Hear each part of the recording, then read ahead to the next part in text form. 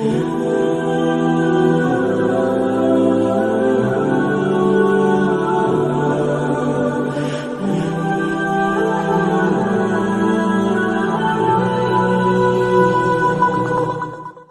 తండ్రి తన కుమారుణ్ణి క్రమశిక్షణలో పెంచుతా ఉన్నాడు.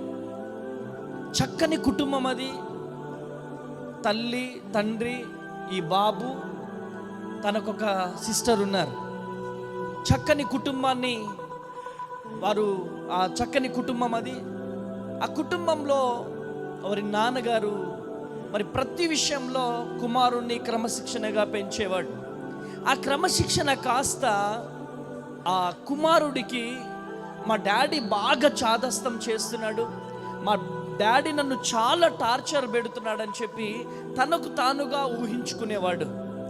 మరి ఈ బాబు భోజనం చేసిన తర్వాత తిన్న ప్లేట్ ఇలా పడేసేవాడు. రే, ఎక్కడున్నావురా గాడిద, రా, చూడు ప్లేట్ అలా తిని పడేసావు, వచ్చి ప్లేట్ కడుగో అని చెప్పి అనేవాడు. అనగానే చెల్లి కూడా తింటుందిగా, చెల్లికి కూడా చెప్పొచ్చుగా. చెల్లి నీలా కాదురా, ప్లేట్ కడిగేస్తుంది, చూడు. ప్లేట్ కడుగుతాడు, వెళ్ళి కడిగి అక్కడ పెట్టేసేసి వెళ్ళిపోతాడు. న్యూస్ పేపర్ చదువుతాడు. న్యూస్ పేపర్ చదివి ఎలా పడితే అలా పడేస్తాడు. మరలా వాళ్ళ కుమారుని తిట్టి, రే ఎక్కడున్నావురా, రా, వచ్చి న్యూస్ పేపర్ తీ, చక్కగా మడత పెట్టు, చదివిన తర్వాత క్రమంలో పెట్టడం నేర్చుకో అని చెప్పడం ప్రారంభిస్తాడు. తర్వాత మరి మంచిగా గార్డెన్లో వాటర్ పట్టమని చెప్పేసి తండ్రి చెప్తాడు. చెప్పిన తర్వాత గార్డెన్లో వాటర్ పడుతూ ఆయన ఆలోచనలు ఎటో ఉన్నాయి. ఆ ఆలోచనలో పడిపోతూ ఆ గార్డెన్లో వాటర్ పడుతున్నప్పుడు ఆ పైపు కాస్త పక్కకి వెళ్ళిపోతుంది. వాటర్ అంతా వేస్ట్ అయిపోతూ ఉంటుంది. వాళ్ళ నాన్నగారు వచ్చి తిట్టేసేసి, రాయ్ వాటర్ అంతా వేస్ట్ చేస్తున్నావేంద్రా, చక్కగా గార్డెన్లో వాటర్ పట్టు అని చెప్పి ప్రతి విషయంలో ఆ తండ్రి కుమారుణ్ణి గద్దిస్తూ ఉన్నాడు. ఎటు దారి తప్పిపోతాడో, ఏం చేస్తాడో అని చెప్పి చక్కగా క్రమముగా పెంచుతూ ఉన్నాడు. ఒకరోజు వాళ్ళ నాన్నతో ఆ కుమారుడు అన్నాడంట, నేను డిగ్రీ పట్టా పొందినటువంటి కొడుకుని, నేను పీజీ కంప్లీట్ చేసినటువంటి కొడుకుని నన్ను ఎట్లా పడితే అట్లా తిడుతున్నావు, అందరి ముందు నన్ను తిడుతున్నావు, నా మీద కావాలనే కక్ష పెంచుకున్నావు, నువ్వు నేనంటే ఇష్టం లేదు నీకు అని చెప్పి వారి తండ్రితో చెబుతా ఉన్నాడంట. నువ్వంటే ఇష్టం కాబట్టే నేను నిన్ను కష్టపెడుతున్నానని చెప్పి ఆ తండ్రి చెబుతా ఉండేవాడు. కానీ ఈ కుమారుడు వినకపోయేవాడు. పీజీ కంప్లీట్ చేశాడు, ఉద్యోగం కోసం ప్రయత్నం చేస్తూ ఉన్నాడు. కానీ ఉద్యోగం రావడం లేదు. ఒకానొక టైము ఒక ఇంటర్వ్యూకి వెళ్ళాడు. ఇంటర్వ్యూకి వెళ్ళినప్పుడు అక్కడ ఆ బిల్డింగ్లో ఇలా ఎంటర్ అవుతున్నటువంటి తరుణంలో గేటు లోపలికి వెళ్ళగానే గేట్ తీసేసింది. గేట్ తీసేసి ఉంటే మంచిగా గేట్ క్లోజ్ చేసి ఈయన ఇలా వస్తూ ఉన్నాడు. కొంచెం ముందు పోగానే వాటర్ పైప్ ఉంది. ఆ వాటర్ పైపు, ఆ ట్యాప్, ఆ వాటర్ పైపు గార్డెన్లో కాకుండా బయట పడుంటే వాటర్ అంతా వేస్ట్ అవుతుంది. ఆ వేస్ట్ అవుతున్నటువంటి వాటర్ పైపు తీసి మంచిగా గార్డెన్లోకి వాటర్ పోయేటట్టు ఆ పైప్ ఇలా పెట్టాడు.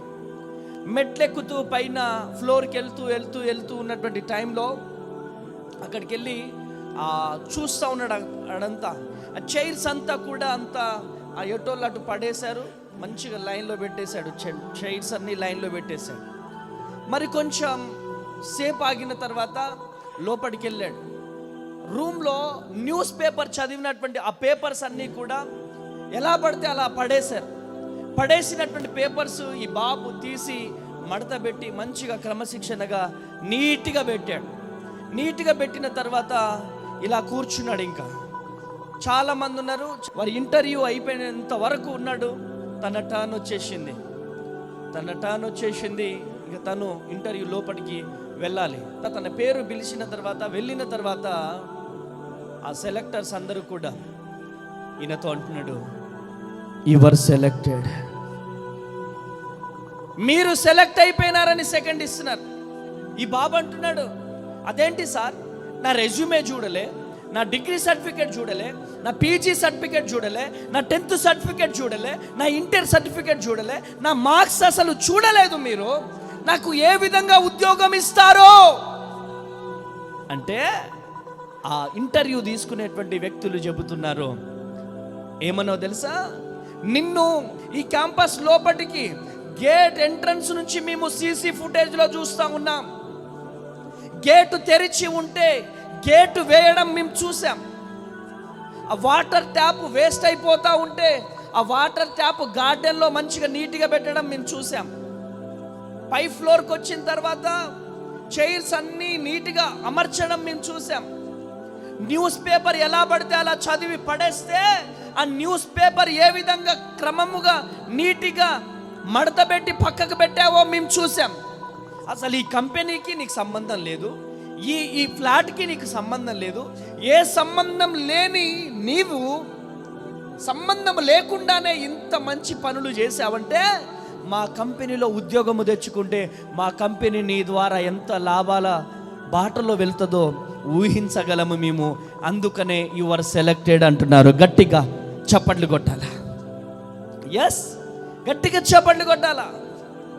ఎందుకు చెబుతున్నాను ఈ మాట అంటే, సెలెక్టర్స్ చెప్తున్నారు, నీకెంత శాలరీ కావాలో ఇగో చెక్ బుక్, నీకు ఇష్టం వచ్చినంత శాలరీ రాసేసుకో, నీకు ఇష్టం వచ్చిన శాలరీ రాసుకో. నీలాంటి నమ్మకమైన వాడు మా కంపెనీకి కావాలి. నీలాంటి నమ్మకమైనటువంటి వ్యక్తి కొరకు మేము ఎదురు చూస్తున్నాం. మీలాంటి నమ్మకమైన వ్యక్తి మాకు కావాలని చెప్పి వాళ్ళు బ్రతిమలాడి తనని కావాల్సినంత మరి డబ్బిచ్చి తనని ఉద్యోగంలో జాయిన్ చేసుకున్నారు.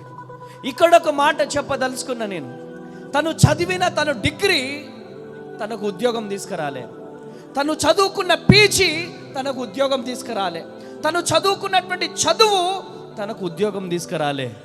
తన తండ్రి పెంపకం ఏదైతే ఉన్నదో ఆ పెంపకమే, ఆ క్రమశిక్షణనే తనకు ఉద్యోగము తీసుకొచ్చింది. ఈరోజు చాలామంది తల్లిదండ్రులు చెప్పే మాట వినరు. తల్లిదండ్రులు చెబుతున్నటువంటి మాట వాళ్ళకి ఏ విధంగా ఉంటుందంటే, కావాలనే చెబుతున్నారు, వీరు కావాలనే నన్ను అంటున్నారు, కావాలనే నన్ను టార్గెట్ చేస్తున్నారు అని అనుకుంటారు. కానీ సడన్ ఏజ్ వచ్చాక తల్లిదండ్రులు చెప్పినటువంటి మాటలు గుర్తుకొస్తాయి. ఏదైనా మంచి ఏదైనా చేదుగానే ఉంటుంది. ఈ వీడియో చూస్తున్నా తమ్ముడు, చెల్లి, నువ్వు ఎవరివైనా ఈరోజు నీ తల్లిదండ్రులు చెప్పే మాటలు నీకు చేదుగా ఉన్నాయేమో, కానీ వారి మాట వింటే తప్పక గొప్ప ఉన్నత స్థితిలో మీరు నిలుచుంటారు. తల్లిదండ్రుల మాట విన్నవారు చరిత్రలో నిలిచారు. ఈరోజు మీరు కూడా చరిత్రలో నిలుచోవాలి అంటే తల్లిదండ్రుల మాట వింటే అద్భుతం చూస్తారు మీరు.